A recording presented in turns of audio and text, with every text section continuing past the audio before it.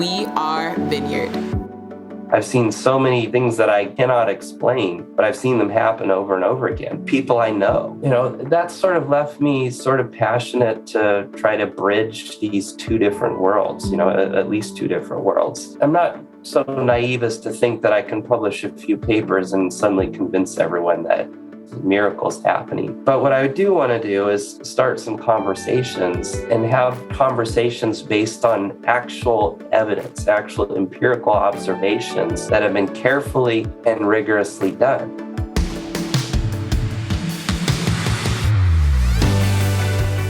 Welcome to the We Are Vineyard podcast, conversations to help us grow with Jesus and each other. In today's episode, our host, Jay Pathak, National Director for Vineyard USA, talks to Candy and Joshua Brown. Joshua is a professor of psychological and brain sciences at Indiana University, and Candy is a professor of religious studies at Indiana University. Together, they study medical and scientific studies of the effects of in-person Christian prayer on health outcomes. Let's listen in.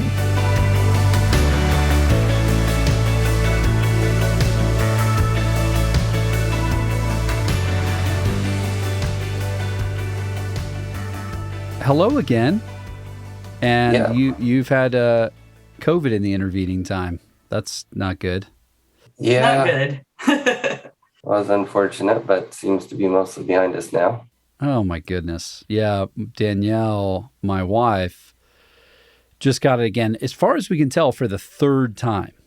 Oh no. And she was triple vaccinated. Yeah, we were triple also. All four of us. I mean, I don't know what that means. So that means, I think, between the 3 COVIDs now and 3 vaccinations, it probably means she glows in the dark. Is my hunch. Yes. By now. I mean, So anyway, but for you, just coming off of that, it just means a lot. You'd be willing to jump onto this podcast. So thanks for doing that. Oh, absolutely. Well, I would just love to hear, I'm not sure if you've listened to anything that we do here, we've done on the podcast. I'd love to hear just a bit of your story. And then, without going all the way through your story, you have so much that you sent me out of us talking the first time of specific stories related to some of the research you've done. Just what you're noticing, the work that you're doing is so interesting. Yeah, I mean, frankly, I don't know how else to say it. It's really exciting. And I just would love to spend the bulk of our time just looking at what you're doing, what you're learning, how that's being received out and about and in the larger world, because it is really, really exciting. And I have so many questions. I think the first time we talked, you said, well, do you have any questions? I think I said, I have about 10 hours of questions. And then after what you sent me, I have at least another 100 questions. So 100 hours, of questions. But I think that's probably the nature of your work, isn't it? So just each of you, just give me a little bit, Josh, why don't you start first, a little bit, maybe where you grew up and what maybe even some of your faith story has been, and then we'll have Candy share a bit of hers. Yeah, sure. Well, I grew up in California and grew up in a church context, one that was not particularly involved with sort of studying miracles or practicing, experiencing miracles or healings, basically a, Christian church. And so, as I grew up, I went to college, went to grad school.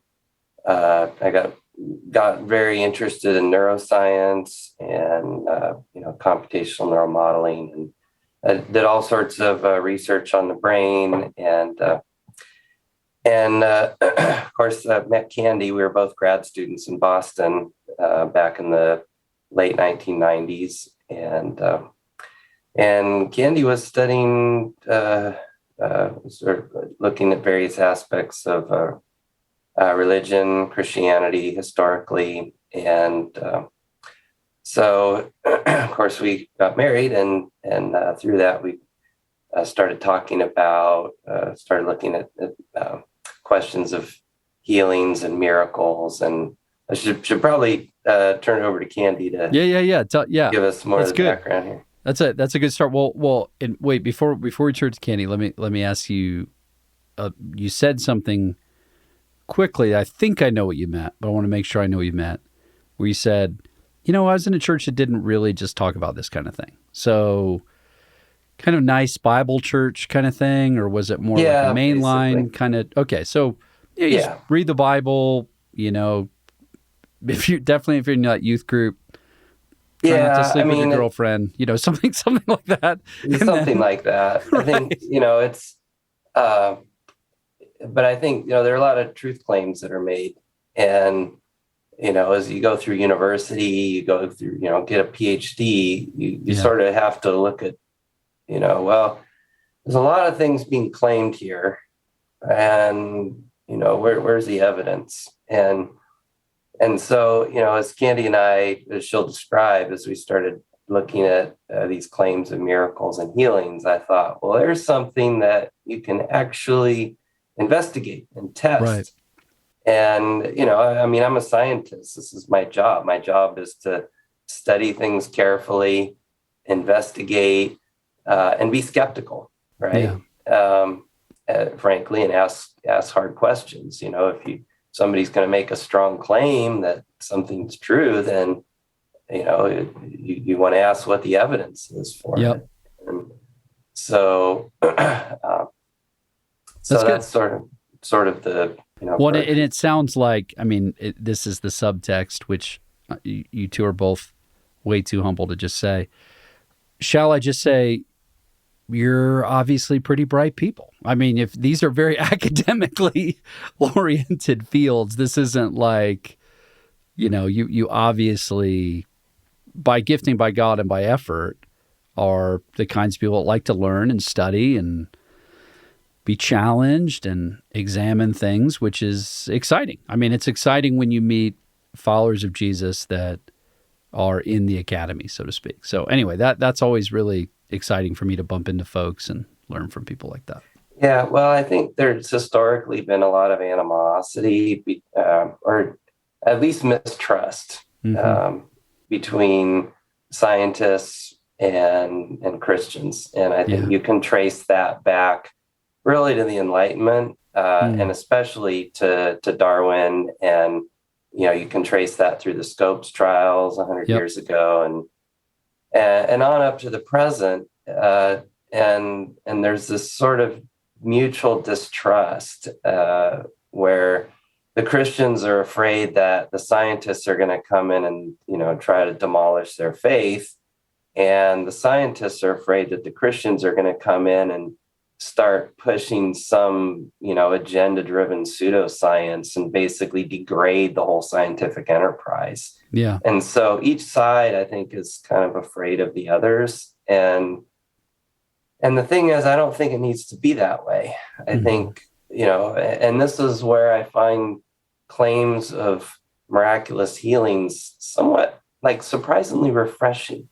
Because these are empirical claims. That is, these are claims about observable truths today, and you can investigate those, and you can apply all the methods of studying medical evidence and the scientific method, and you can ask, does somebody claims that this is what happened or this is what will happen? Well, you can test that, and I think the challenge is to get past a lot of this mutual distrust and ask, what can the Christians learn from science, and what can the scientists learn from Christian perspectives and theologies? And I think there, and probably there are people in each side who would bristle at the suggestion that you can learn something from the other. But sure, but I think I think you can, and that's part of what we try to do.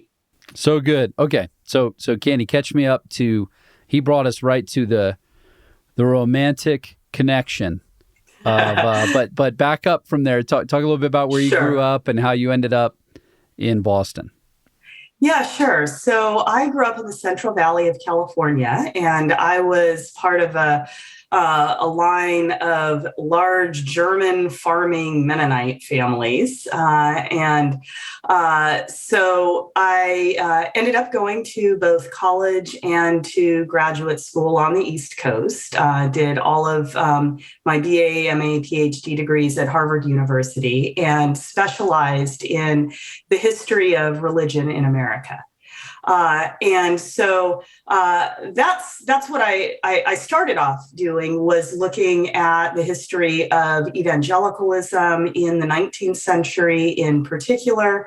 But then come January of 1995, I heard of what was going on up in Toronto with the Toronto Blessing and decided to go see what that was about in terms of kind of how that might inform my research. And so I spent a week actually up in Toronto, just kind of observing, seeing what was going on with the meetings. And it was a positive experience, but I didn't really know what exactly to do with it. And I needed to finish my dissertation at that point. So I continued working on that. But then fast forward nearly a decade, when it was time to start working on my next book project, I started to think about how my research might grow and develop from where it had been before. And in particular, I'd been interested in, well,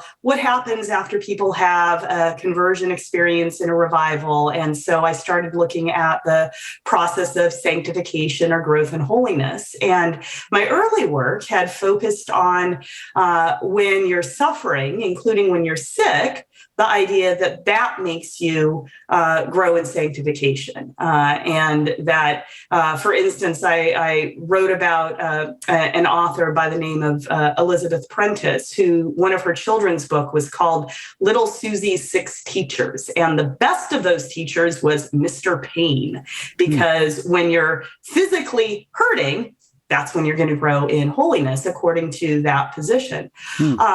What I wasn't really aware of in those days was that there was a very different idea of the role of sickness in sanctification, namely the development of the divine healing movement in the 19th century, and then moving into the Pentecostal and the charismatic movements of the 20th and 21st century, where if you follow this logic, if sickness is a consequence of sin, and if you're able to break free from patterns of sin in the present life, then by a certain logic, at least it follows that you should be able to be free of sickness as well as sin in the process of sanctification.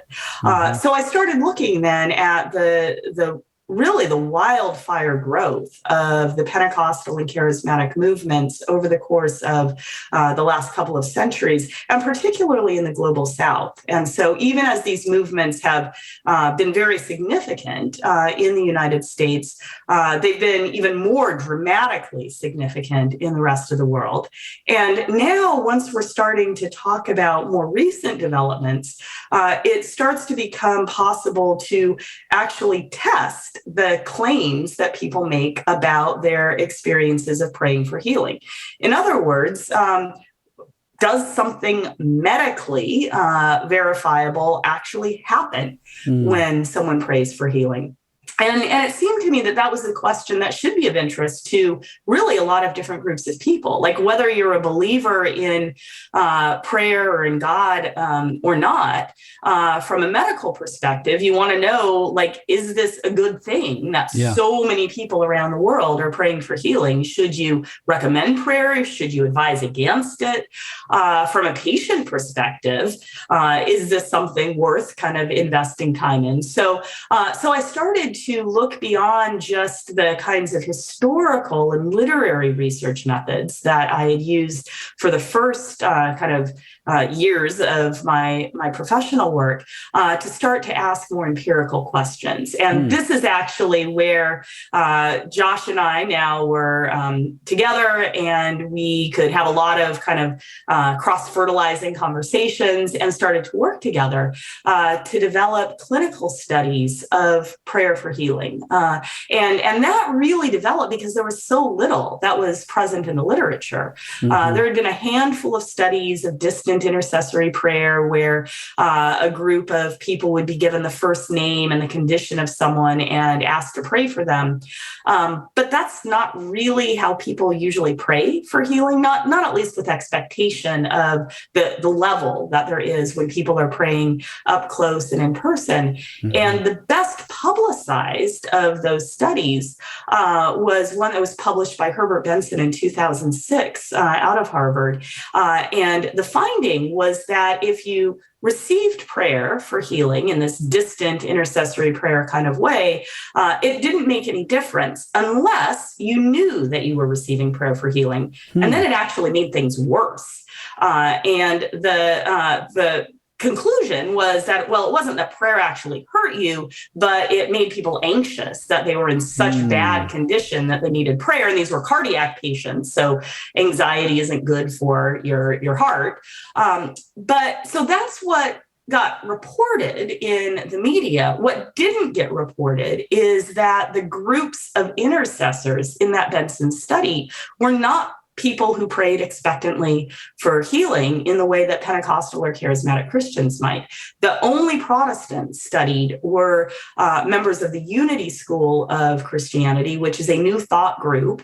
They don't believe that there is actually a God outside the self. In fact, leaders of the movement said, quote, petitionary prayer is useless and don't expect a miracle from your prayers. And the Catholics who were enrolled in the study were not parts of groups that were involved in expectant prayer for healing. They weren't kind of charismatics who were a part of the renewal movement.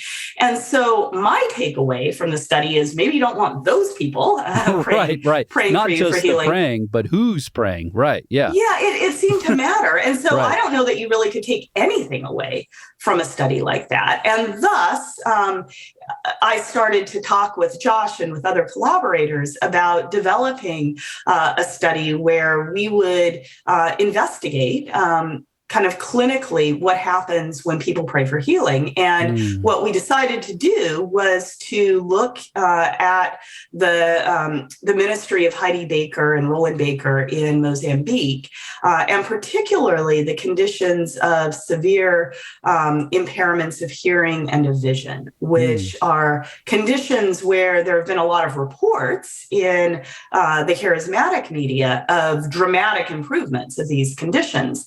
And so we thought, well, maybe this is a good place to start for a study like this, particularly because you can do tests. And so we were able to bring into the field with us portable audiometers and vision charts where you don't have to be able to read in order to take the test. And so that's the study that we first collaborated on to start to do some empirical evaluations of prayer for healing. So let me ask you first, because there's a lot of really interesting stuff there. Let me ask you first to back up a little bit, because you said something that I know to be true, but I'm amazed at how many believers in the U.S. don't know is true, which is the explosive growth of the church in the global South, namely with Pentecostals. I mean, we could broaden that category a bit.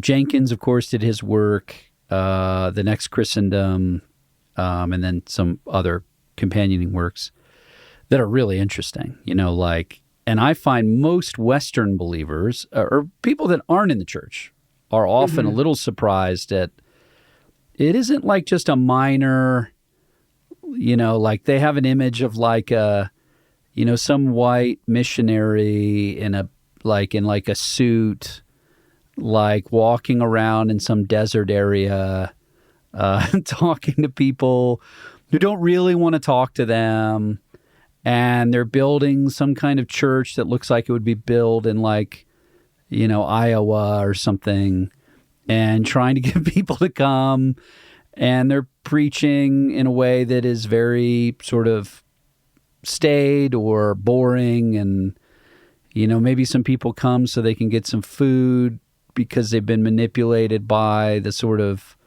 sadness of their state, and they don't really care about this. But in actuality, the move of the last now over 100 years has been nothing short of monumental. Like, should have made every single magazine at the turn of the century of the greatest revolution.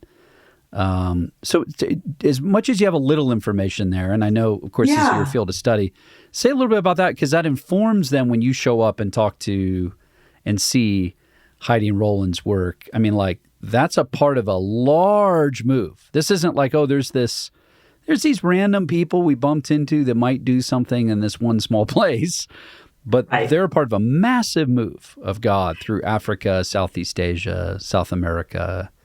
Talk about that a little bit. Yeah, absolutely. So according to the World Christian Encyclopedia from 2020, we've got something like 635 million Pentecostal and charismatic Christians around the world today. And that's more than a quarter of the world's 2.4 billion Christians.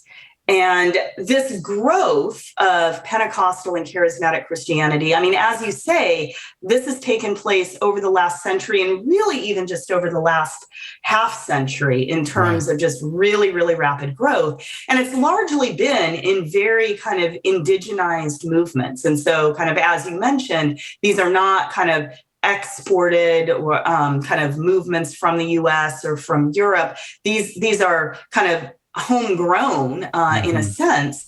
And I mean, there were certainly missionaries who have traveled at great cost and kind of loss of life often to areas. What's interesting, if you kind of trace the history of like how this happened in terms of the missionary movements, typically the basic story is that you had Bible-believing Christians, many of them from Europe and from then the United States, whose first priority was to translate the Bible into vernacular languages. The missionaries themselves tended to have what we might describe as a cessationist interpretation of the Bible, meaning that Jesus and the apostles did miracles, but those miracles ceased once the Bible became readily available because they were no longer needed if you define need as validation of the Bible or God's messengers. Yeah. Now, if you define need as people are sick, then that's a different metric. That's a different problem, right? Yeah. But so what happens is you get even kind of early on, I mean, and this really was with the growth of empire and kind of imperialism and all the problematic aspects of that. But the first missionaries then were really just kind of chaplains for instance, like the British Imperial kind of network. But they had those individuals, they had that evangelical passion for the Bible. And so they started doing translation. And then once the Bible was translated into vernacular languages, the missionaries lost control of what happened.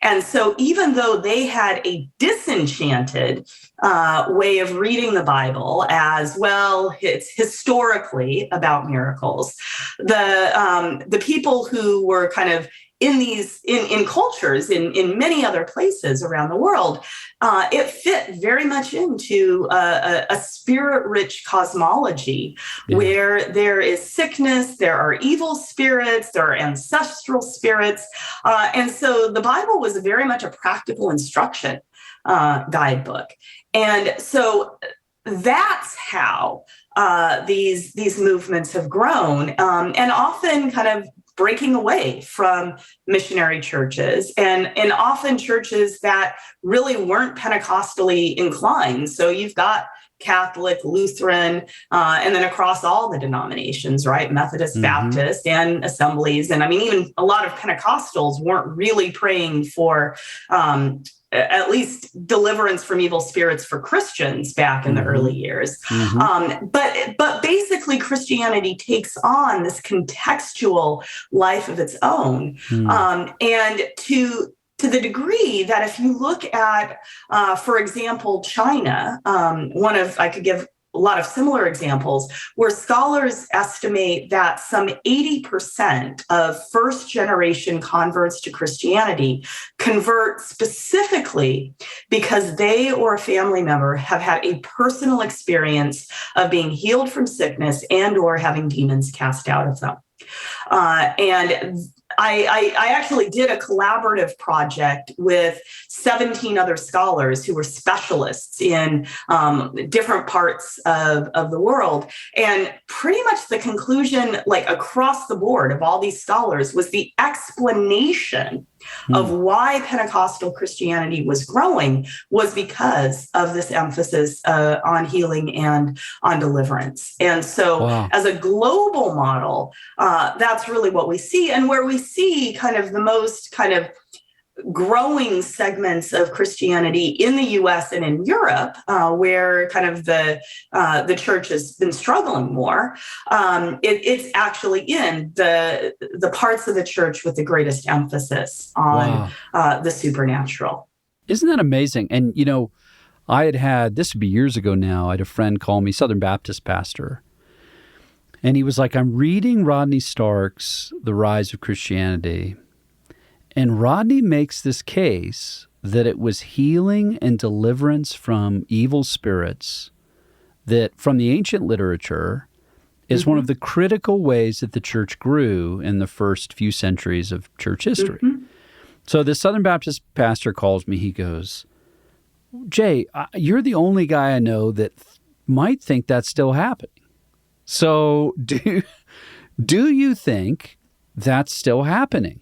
And I said, oh, brother, not only is it happening, it might be like the main way, and now you're saying 80% in certain instances, the main way people are still coming to Christ all over the world. Like it's the critical means by which there is power with the proclamation that leads people to Christ in deliverance and healing, and maybe the prophetic from time to time alongside of or with these things. And this poor guy was like, really? Because if that's true, I'm way behind. Like I don't have like two thoughts about that, you know, because of course he's from a cessationist background. And the reason it struck me was because it was about a month later I was in, this would take too long to describe it, I'm in rural Ethiopia, Western Ethiopia. There was effectively a revival happening. You know, a few churches I'd been to, they had grown because they'd seen some people raised from the dead. So I get to meet the people they're saying were raised from the dead. I'd been there only a year and a half earlier. It was a small group, 15 people. God had been imprisoned, and now there's 3,000 people rammed into this tent. So, I mean, I see this with my own eyes, right? Like, this isn't a story somebody else told me. There's a guy I know. You know, I see him a year later. Here's what's great. He's Southern Baptist. So I said to him, I got to tell you about this conversation I had with a friend of mine like a month ago where he called me to ask me, is anybody really getting healed? Is anybody getting delivered? And does God actually speak to people in the way that he did in the scriptures, you know, through prophetic gifting, et cetera, words of knowledge, we might say more classically. This African pastor, you know, we're through 3 translators because it's a tribal dialect. He says to me, what's obvious to me, Jay, is your pastor friend is not a Christian. And I said, no, hold on. Maybe I misspoke. He's a pastor. You know, I'm thinking maybe we're missing something in translation, right? Like he's a pastor. He loves the Lord. He teaches the Bible. He ministers, you know, in hospitals, and they care for the homeless. And the thing is, though, he's a part, and there's a large group of people in the United States, which might surprise you, that aren't sure that God heals, aren't sure that deliverance is, or God speaks prophetically. And he just repeated himself. He said, no, I understood you. You know, it goes back through the translators. I understood you. I'm not convinced your pastor friend is a Christian. And so we have two different sets of people. One set of people are saying, I have a hard time understanding a world where Christians actually do all this stuff that we see in the New Testament. And the other is going, I have a hard time understanding how there's a world where people would be believers who don't think we do all this stuff. And they're both Southern Baptists. Okay, so they're both theoretically of the same strand.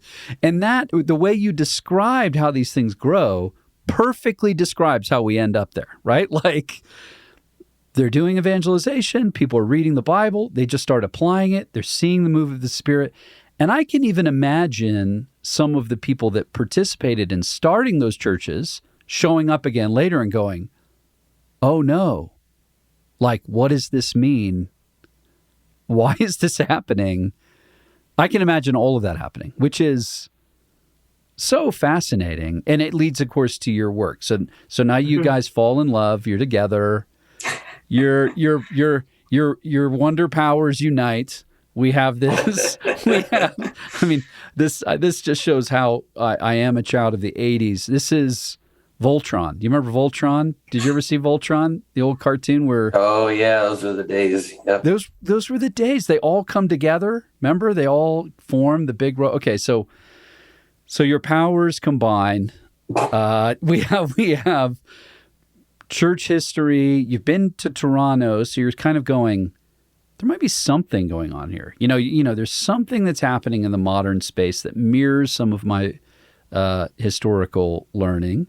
Now you're married to a neuroscientist, and you guys start musing like, what if there's a way to actually explore these things together? That's what I hear you saying. You start having conversations as you're taking long walks on the beach, staring into each other's eyes longingly. You say, what if we could put these things together? And so what were the first, and you mentioned Heidi and Roland Baker. So you guys start thinking through some clinical thoughts like, okay, how could we do this in a way that would squeeze out the skepticism that so easily besets this, whether it's from in the church or outside the church? And you start building that. So Josh, tell me a little bit about from your side from the scientific frame, this is a challenge. Like, how do we do that? Yeah. Well, and so, I had also, in 1994, I was an international student in Edinburgh, Scotland. And, and it was 94 when the Toronto revival broke out. And so I was in Edinburgh, wide-eyed international student. And these people from Toronto came over to Edinburgh and started having revival services. And I wandered into some of these, with the mix of sort of fascination and horror, like, what is this? And there were powerful things happening, and that became super clear that this was a force, and so anyway, fast forward, now it's 2005, 2006 ish, I guess, and at that point, Candy and I were talking, how do we there's relatively little careful scientific and medical research on a lot of these claims of healings and miracles. So on the one hand, you travel to other parts of the world, like you're describing, we've been all over the world, and a lot of places, you talk about the global South, it's, it's just normal. Like, this is normal church. And yes. And, in North America and Western Europe, people look at you like, what? And so, I thought, well, as a scientist, these are empirical claims, meaning these are claims about things that are actually happening. So how do we investigate them? And it was about that time we heard Heidi Baker saying that in northern Mozambique, all of the deaf people that she had prayed for the last 2 years had been healed of deafness, like on the spot, all of them, and most of the blind people as well. And so we thought, well, that seems like good odds. If you want to study the phenomenon, sometimes you have to go to the phenomenon versus hoping it'll come to you. And now, scientists like me, we like to do things in a laboratory. We like to set up really controlled conditions, but the thing is, it was clear that there was a lot of claims about what was going on in Heidi Baker's sphere, and we weren't seeing claims like that elsewhere. So I thought, well, let's see if we can do some kind of controlled study and see what we can come up with. And so we ended up, we flew to Mozambique, and we had made friends with Randy Clark by this point. And Randy said, well, I'll introduce you to Heidi and you can follow her around. So Heidi wasn't sure about us, but after Randy put in the good word, then it was okay. So you're endorsed now. You're not just there to rabble-rouse. You're there to actually do the work. Yeah, right. So, and it was a fascinating experience. We were there for like 2 weeks. We showed up. We had a plan. Okay. I had we thought through this carefully. Okay, we got special eye charts that are made for people who are illiterate. So you don't have to be able to read to get your vision tested, which is important because, literacy is very low in some of these, rural areas. And we had portable audiometry equipment. This is the same kind of equipment that you would use, if you go to the audiologist, the doctor will test your hearing with audiometry equipment. And so that's what we got, And so we basically followed Heidi out. She would drive, a couple hours out of some road into the interior of northern Mozambique, and then she'd drive another couple hours down a dirt road, and we'd end up at some village, and she would set up a flatbed truck and show the Jesus film, and then start preaching.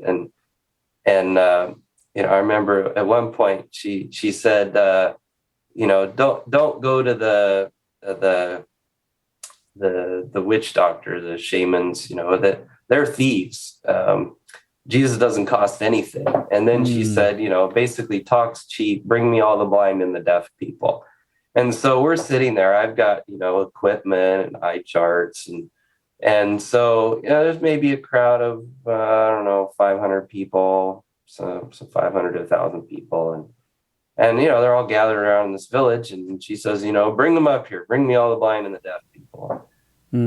So anyway, she at one point had about a half dozen people who said they had hearing impairments. And so she said, now I don't want to get too close to them yet or they'll get healed. So I took the equipment, the audiometry equipment, and I went down the line, I write down, get some identifying information, and I tried to trick them, so there's a standard protocol in audiology, the Carhart-Jurger method, and that's how you test people's hearing levels. And so I tested them just at a certain frequency that's sort of typical of speech, what the frequency that you need to be able to hear in order to understand speech. And so I went down the line, tested them, and they all had, either, severe or total hearing loss, 100 decibels hearing loss, 95 decibels hearing loss. And so I wrote it all down, and I tried really hard to trick them. I tried to, see if I could get any inconsistency. Right. But the protocol requires that you do it several times and get a consistent measurement. So anyway, we did that. Well, then Heidi went down the line and, gave him a hug and prayed for him and gave him another hug. And then she started whispering things in their ear from behind them, and they would start repeating it. And of course, the crowd's like, oh, you got our attention now. They're like, well, this Jesus seems to work better than the curanderos. So, maybe we should check this out. And so after Heidi finished, I went down the line again and said, okay, this is this subject, and, let's do this. And I tried real hard to trick them and, see if I could still get a consistent measurement. And I got consistent measurements that were consistently dramatically improved on their hearing thresholds. Now you have to remember that I'm a scientist. This is my job. I design experiments. I do all kinds of brain imaging experiments. I look at how the brain works. I build computer models of brain circuits. This is the world that I live in professionally. And so I'm applying the best empirical methods that I can find. And I'm just watching one after the other who I know I just measured had dramatic hearing loss, and now they can hear pretty well. Wow. Not perfectly, but and I thought, well, maybe it's just quieter afterwards, and they can hear. It looks like they can hear better just because there's less background noise. Right. So we measured the background noise before before the prayer and after the prayer. Background noise didn't change. They could just hear a lot better. Wow. So we controlled, for everything that we could. And anyway, so I just wrote it all down, and similar thing with vision. Heidi would call up the blind, and we would carefully measure their visual acuity, and how far down this special eye chart can you read, and then Heidi would hug them and pray for them, and then we measure them again, and they could see a whole lot better. And so I wrote it down, and the thing is, then you might say, well, how do you know they weren't holding back? And the thing is, like, in these villages, everybody knows each other. Right. So they know who's deaf and who's blind. And so, we'd ask people, well, okay, this person looks like they're blind, and like a whole bunch of people around are like, yep, they're blind. Right. We all know each other. It's not that big a village. So, right. You can't hide that sort of thing. And then when they start reading the, way farther down on the eye chart, they're shocked. Everyone around them is shocked, and because everyone knows that they couldn't do that. Yeah. And so I wrote it all down. And long story short, after 2 weeks there, we went back to the US and we wrote a paper and published it in the Southern Medical Journal. You can read this. It's, Brown, Candy Gunther Brown is the first author. And we just published what we observed. And now, of course, a lot of people didn't like that. They're like, wow, that can't be right. That. And what I know is what I measured. And what I tried to measure as carefully as I could. That's what I know, and that's what we published. Yep. And so what I know is that there were people who before prayer couldn't see or hear well, and after prayer they could. And how that happens, well, that is an interesting question. And that's sort of what got us thinking, how could we understand this better? Because there's something going on, and it's causing hundreds of millions of people to dramatically change their worldviews. So compelling are these effects. And so what's going on? Now, about that time, Candy also published the results of the study and a bunch more in the book Testing Prayer by Harvard University Press. And around the time that came out, we started talking with some other doctors, scientists, and we thought, we really need to start, and we need to scale this up. We need a larger effort. We need to build a structure that can support careful, sustained investigation of these kinds of phenomena. And so out of those conversations, we formed the Global Medical Research Institute, which is it's a 501c3 nonprofit. And our goal is to do careful scientific and medical studies of claims of healing through prayer. And that's basically it. And we set a very high threshold on what we do. So, if you go to Pentecostal or Charismatic church and you ask around, hey, you haven't heard any good testimonies lately? You'll hear a bunch of testimonies. People say, oh, well, there was so-and-so over here. It's true in our church. Yeah, right. Yeah. And, right. And that's great. Everybody loves a good testimony. Right. But the thing is, if you are the average person on the street and you want to know, like, okay, what really happened? Is this true in some sense? You are going to want to ask a doctor or a scientist. Now, 500 years ago, before the Enlightenment, if you wanted to know what was true, you'd go to the priest, and the priest would tell you, this is, what's true. And you'd say, oh, okay. But when the Enlightenment happened, the whole cultural authority to determine what's true in the eyes of the public was wrested away from the church and became the domain of the intellectuals, the scholars, the scientists in particular. And today's scientists have inherited that sort of mantle of authority from the, as a product of the Enlightenment. And so, as we considered this, we thought, well, what we need to do then is to employ the methods of science and medicine to investigate things, and in that way figure out what really happened, and what happened in a way that will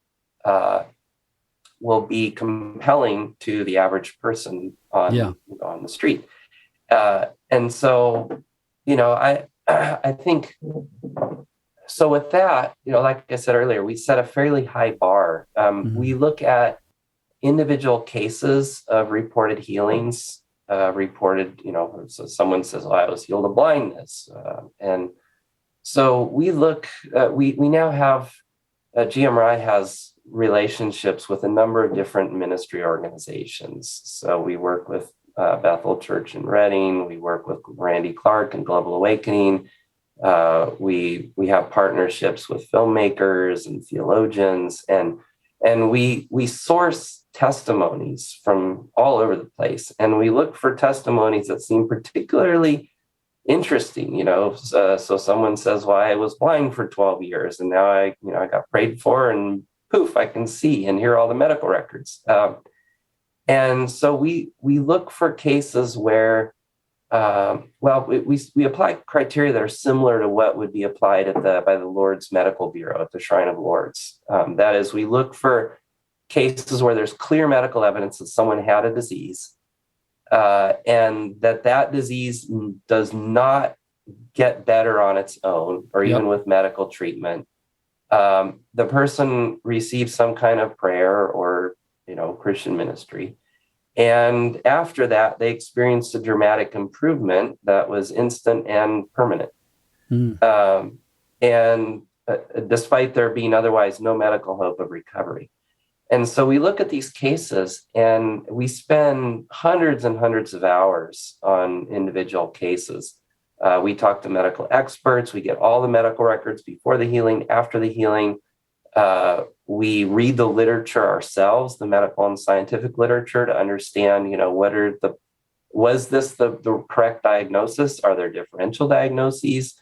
And what are the possible outcomes? And we find, it's a relatively small number of cases that pass all that scrutiny, right? But there's a good number of cases that do. And so those we write up and publish in peer-reviewed medical and scientific journals.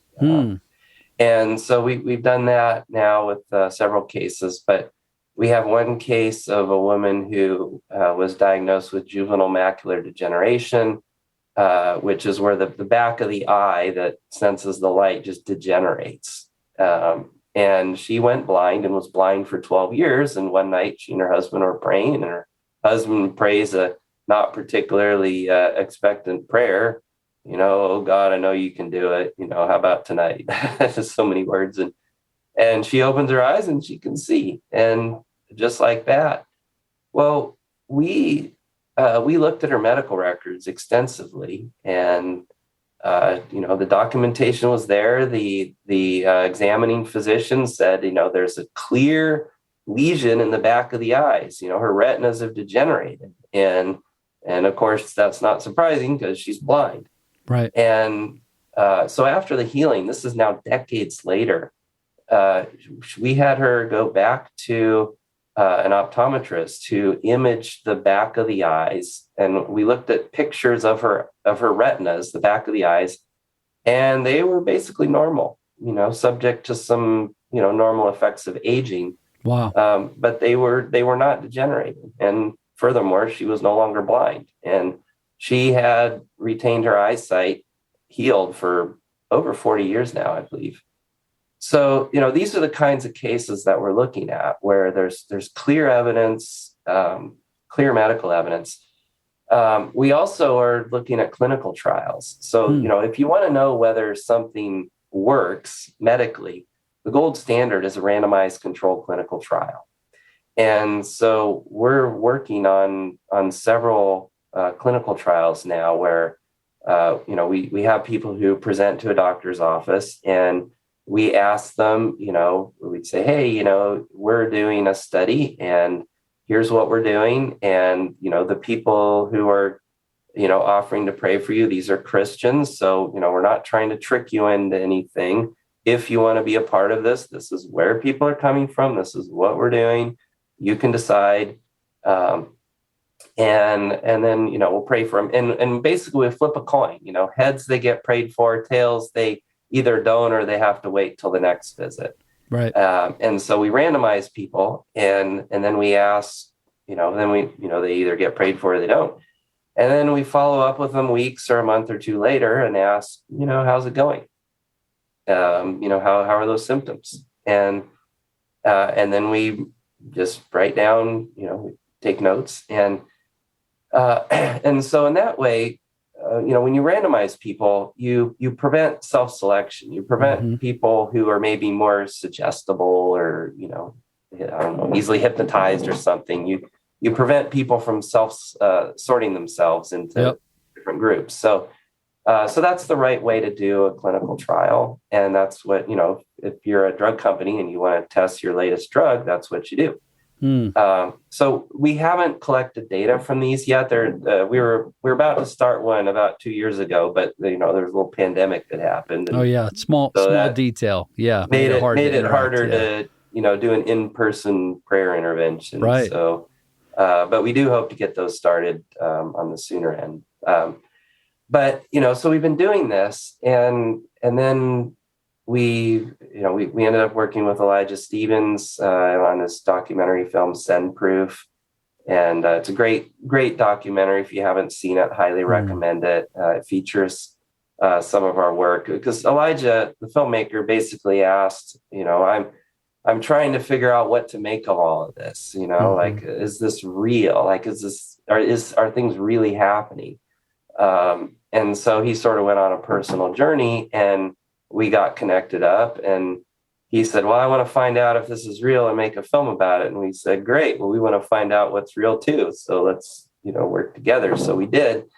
And so the result was Send Proof. And at this point, I've been sort of increasingly fascinated with all of this. And I've traveled around the world. I've been in settings where, I'm watching this stuff happen right in front of me. And I think I've seen more people get their eyesight healed right in front of me, more times than I can count. Like, I don't think I can even remember all the times that I've seen this happen now.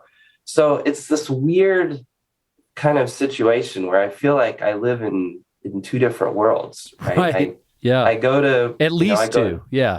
At least two. I don't know, maybe 3 or 4, right? But I get up in the morning, I go to work, I teach cognitive neuroscience, and I do functional brain imaging, and I, try to make the world a better place, figure out how to treat addiction and things, psychopathology, things like that. But then I go to Brazil or Mozambique and they say, oh, well, we're going to have a service and probably a bunch of blind people are going to get their eyesight back. And okay. And then it happens. Right. Right. So, and this is why I felt it was so important to document and to not just to document, but to publish in a proper peer-reviewed journal.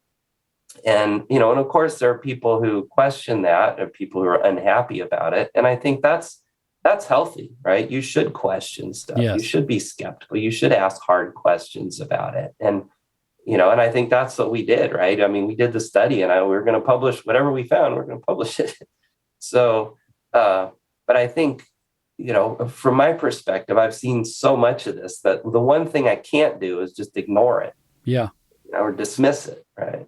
That I can't do that because I've seen it. I've seen so many just things that I cannot explain, but I've seen them happen over and over again. People I know. And so I think, that sort of left me sort of passionate to try to bridge these two different worlds, at least two different worlds.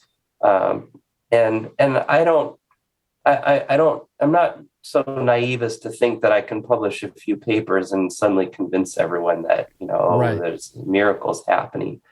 But what I do want to do is start some conversations and have conversations based on actual evidence, actual empirical observations that have been carefully and rigorously done. And you can argue with the conclusions. You can argue about our methods, but I think those would be healthy conversations. Certainly. But what I think, what I feel frustrated by is when people say, the scientists will say, well, I don't believe in any of that stuff, and none of you ever publish any like careful scientific or medical studies, so why should we pay any attention at all to anything you're saying? And the Christians, on the other hand, say, well, you scientists are a bunch of atheists, Right.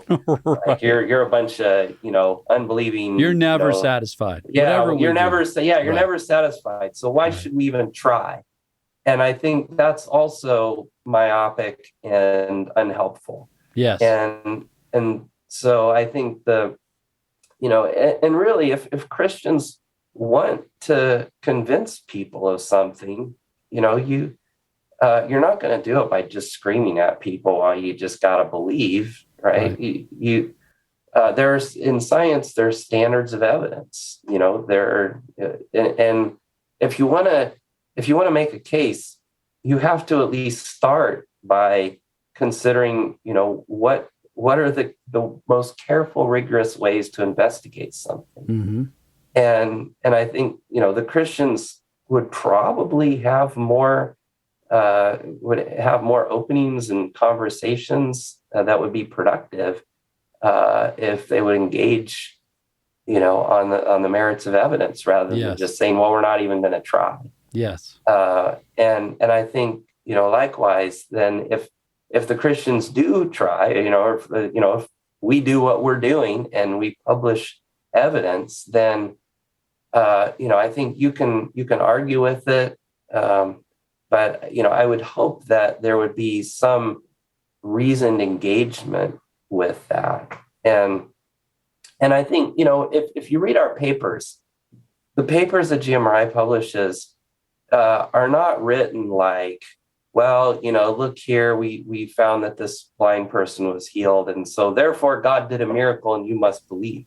Right. That's not how we write it. What we write is, we investigated this case carefully. Here are the medical records, and here's what we can conclude from the medical records. Here are the possibilities that we can rule out as implausible. And beyond that, how you interpret that is up to you. Right. So, you can take this and, we're not going to tell you how, that you have to interpret it a certain way. Yeah. This is just what the evidence is. And I think, in my mind, that's a healthy contribution that can lead to some healthy conversations.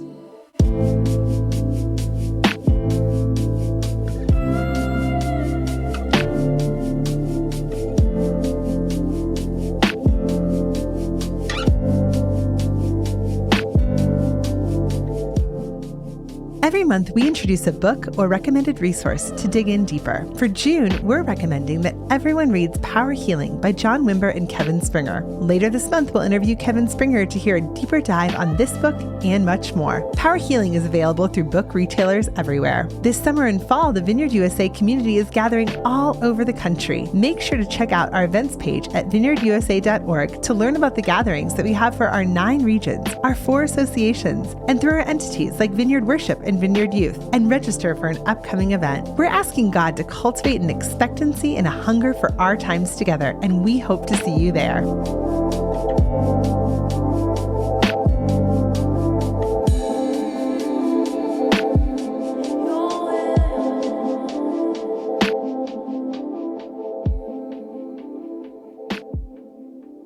Well, and what I appreciate about what I'm hearing you describe is you're intentionally choosing that which is most difficult, not what is most easy, right? So, like very good friend of my church, our church, his daughter had a back condition. So they're giving her a brace, and we're praying every time we're together for her, right? I mean, so we just made a commitment every time we're with you, because this was going to seriously impair her life. I mean, because it was started and it was getting worse as she was growing. So it was the kind of thing, this is going to be like your whole life. And it could put you in a wheelchair, or it could make it to where you walk impinged your whole life. Wow. So it's a real thing. And the doctor's saying, we're going to try these braces. Ultimately, we can do surgery, but we like to see your back grow up. And even that is kind of 50-50. Sometimes that works, sometimes it doesn't. I mean, nerves are tricky things, as you would know better than me, and how you move them around and what that means for your system. So anyway, we just decided we're just going to pray all the time. And there's this brace, which is supposed to help correct her maybe 10% of the way, but that would be good. Well, anyway, she entirely is better, like completely better. Like 100%. Wow. So there's the scans, we have the scans right there. 1, 2, you can just see this is a different thing. Look at it. It's different. And it was gradual. Yeah. It's a bit over time. Uh-huh.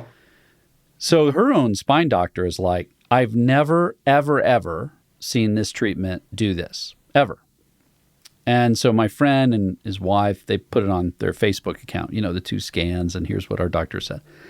And a doctor from high school, who she knew, wrote and said, can I see more of the details? He's a spine surgeon. Can I see more of the details of what her condition was? Do you have her charts? Sends everything. He says, as not a believer from high school, I've never seen anything like that. Sure. So she writes and says, well, then would you consider a life with Jesus? Hey, I mean, we're here. Let's go the whole way. And this is where it got interesting. He said, no, and started backing up. Like, well, the fact I've never seen that kind of improvement by he'd said same numbers, like 10%, but it's 100%. That's remarkable. He says, the effect of placebo and so he did all the things that people do. Yeah. But to your point, what it does do is create another data point. Mm-hmm. So at the very least, I mean, worst case scenario, okay? What it at least does to him is say, man, I've met some believers who are reasonable people. They've done this in a way that's thoughtful, it's thorough, it demonstrates care, it's not hyperbole. And so I think if more and more believers are just demonstrating themselves to be reasonable people, that sadly would move the ball quite a bit. I think. I mean, I could be wrong, but when I watched their story, I watched how many people suddenly took a second look. Like, well, maybe there is something here. And we've seen tons of those kinds of little experiences. But what's interesting listening to you is to be the kind of person who can do this work, you're already qualified to do this kind of work, right? So that's the two of you. You're both, brilliant. You've studied extensively in your fields. So almost by definition, you're credible immediately, which is nice. We'll see if people still think that after I publish a few more of these papers. I'm not doing this to win a popularity contest, Well, but it would be how. Listen, I know Heidi and Roland Baker. I've been in environments where we minister together and done things. I mean, they're pretty wild humans, right? So they're, as far as the ability to dismiss people off, out of hand, it's easy to dismiss them. They're a little hyped up. It's somewhere in the middle of nowhere. I don't know. Half the time she's crying and, she screams in tongues, kneeling on the stage half the time. I don't know what this is, which is fine. She should be everything she is, right? Mm. but it means that's why there's the whole body. You get to be you. Yeah. I mean, I don't know. I don't know you well enough. Maybe you kneel and scream on tongues on stages too. But all I'm saying is she represents a thing that's different than what you represent, and your working muscles in the body of Christ, from what I'm hearing you describe, haven't been worked as well.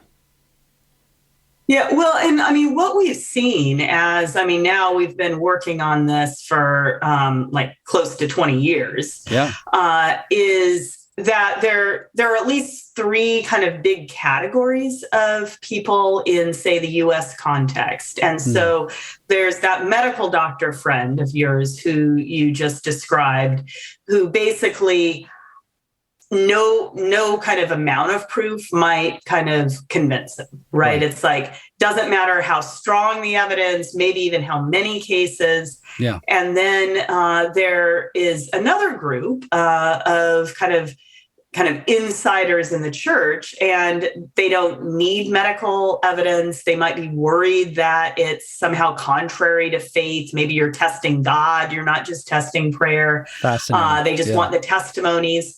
But then in our experience and what the data shows is that there are actually a lot of people, if you look at public opinion polls, who are in kind of more of a middle category, and they are open to kind of changing their evaluation of what's going on, but they are helped by having evidence and by data.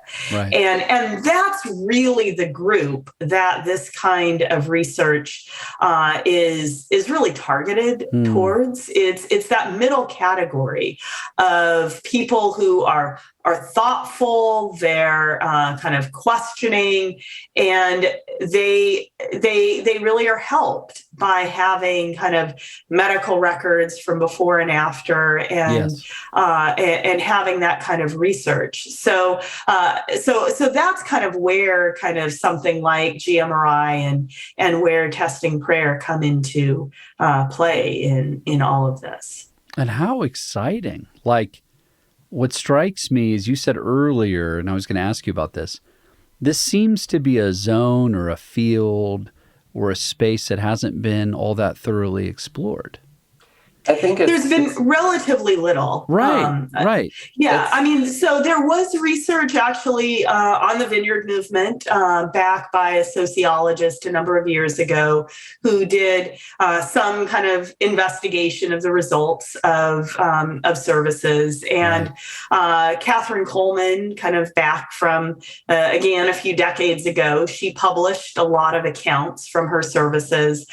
There have been a handful of other examples of that. So, for instance, death certificates published in, say, Mahesh Chavda's works, or a video that was made by Reinhard Bonnke's ministry of someone who kind of claimed to have been raised from the dead. So there are a few examples of that, but really very, very little. Right. And I mean, my sense is that there's been kind of less interest in this over time, particularly on the part of the leaders of ministries. And partly it's just, there have been media exposés, and there's a kind of mistrust that this is kind of A, not going to help the cause directly, but B, we might be treated unfairly by people who are investigating it.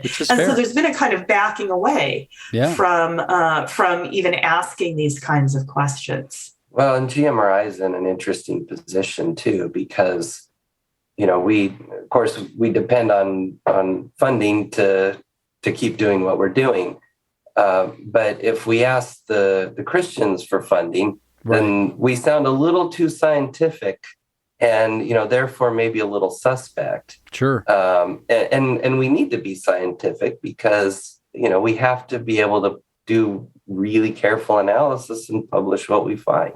Mm-hmm. So if you're the head of a ministry and I come to you and say, hey, will you let us look through your testimonies? And you might be worried that, are we going to publish something that makes you look bad, or say, oh, well, this person wasn't really healed or something. And, sure.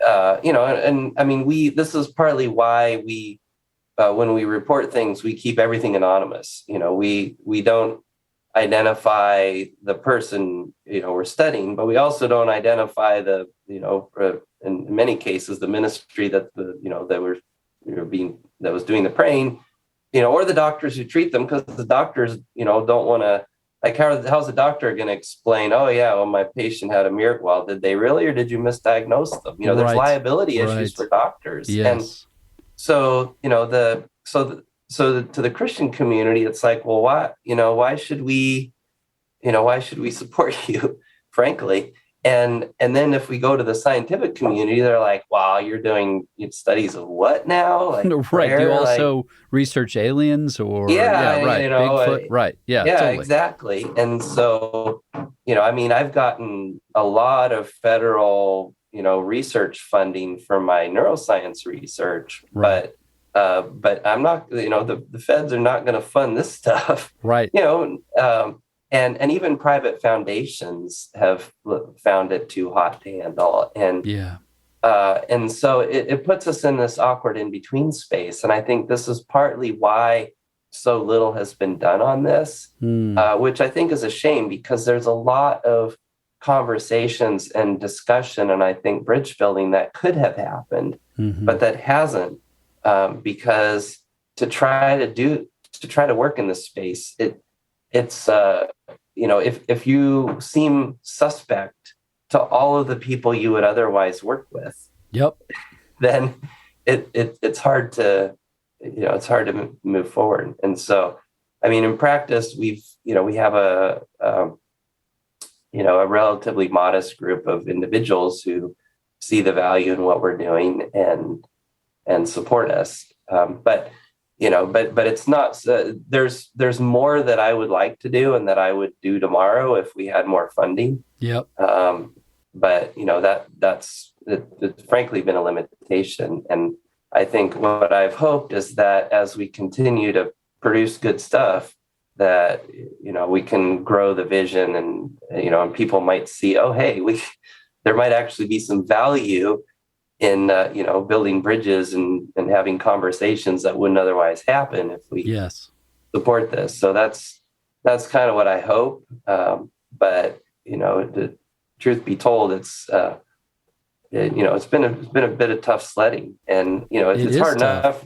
It's hard enough writing grants to fund the neuroscience research, but this is a whole other level. So, well, at the very least, that's a way we can join you in prayer. And I'm sure there's any number of folks, hopefully, would listen that would say, man, I'd love to support that. So we'll put some of the studies, your website, and some ways to contact you in our show notes so people can at least follow up and keep up with what you're doing. Because obviously, why this is of interest to me or to us as a vineyard is because this is our heritage. This is what we believe. We are in the lunatic fringe that you would study.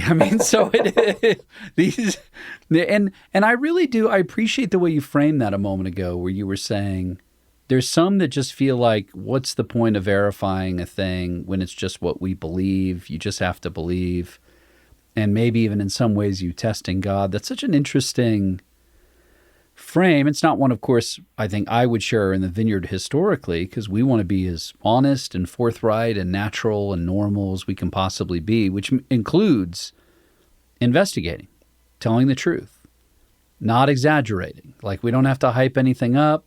We can just tell the truth. We can investigate. But I can see how people might have a disposition differently, that might want to be a little more skeptical. And frankly, the work you're doing requires a kind of expertise that there's a small pool of humans, right? Like, if I want to do research on, like, church planting, for example, how do church plants grow? How do they help lead people to Jesus? How do they help with homeless ministries or whatever? Well, there's a lot of people that do that. There's a lot of people that are trained to do those kinds of things. We can find lots of sample groups and audiences. They cross denominations. It meets a sort of a social ill in a way that we want to be helpful. So there's a lot more people that can do that kind of research and that we can research. Yeah. You're pinched on both sides. It's a small amount of people can do the work really well, And it's a pretty small sample size, especially in the manner in which you're investigating. It requires, of the sample, you're actually shrinking it, not expanding it. Yeah. In order to demonstrate the sort of vigorous intentionality of study. So, it requires, well, frankly, just even listening to your story, like 2 scholars, one a church historian, the other a neuroscientist, walk into a bar. They fall in love. And, I don't have the punchline yet, but it'll come to me. It's such a unique set of circumstances, giftings, calling, temperament. There's so many things that are fitting together that have enabled you guys to do this work from your different perspectives. It's really, really exciting to me. And, I think we can, I'm a philosophy guy by background, and so I love studying philosophy of science. Oh, yeah. And how scientific spheres open with what everyone thought were crackpots while they were doing it, right? It's Thomas Kuhn. Yeah. It's Kuhn. This is Kuhn stuff. That's exactly right. The necessity of scientific revolutions. I think as far as anyway, I could geek out for a minute, but just from my own study, I was about to go down a rabbit hole, but from my own study, there are certain kinds of people that break paradigms that then become sort of it just really opens a dam to where then it's like, well, we have to study this kind of stuff. Not like I suppose those guys are, but then it starts to gain sort of the awareness and the attraction of people to where it becomes entire fields and worlds of study. We've seen this in sociological environments, not just in neurological or biological ones. So I really see you guys as trendsetters. I'm praying for you. I'm beyond excited. And all I want to ask is that I get to come back to ask you more questions later as you continue to grow and your body of research within the things that you're starting to see. Am I allowed to knock on your door again and come back? Yeah, absolutely. Absolutely. We'd love to continue this. And also I would just say that anyone who's listening to this, who is a scientific researcher, a medical doctor, who's a specialist in really any field, maybe you're retired, you've got a little bit more time, even an undergraduate who has kind of scientific skills, we'd love to hear from you if you'd be interested in helping with some of the research on these cases, and we can kind of talk about ways to connect you with this work. Oh, that's great. Yeah, well, I'm super absolutely. grateful. Yeah, and we'll be praying for you because you're going to need prayer. It sounds like you're getting beat up from both sides, which means you're doing something right. That's what that means. So that's a good sign. We in the Vineyard have found ourselves in that position often in the church. So I get it, and I'm really hopeful for your work, and I'm excited to swing back in with you and see how you continue to develop. Thanks for making time for me today. The We Are Vineyard podcast is a production from the team at Vineyard USA. If you've been enjoying the podcast, here's a few ways you can help us. Leave us a review on the podcast platform of your choice. This helps more people find us. Connect with us online for additional resources. Our website is vineyardusa.org, and we're on Instagram, Facebook, and Twitter at VineyardUSA. Thanks for listening. See you next week.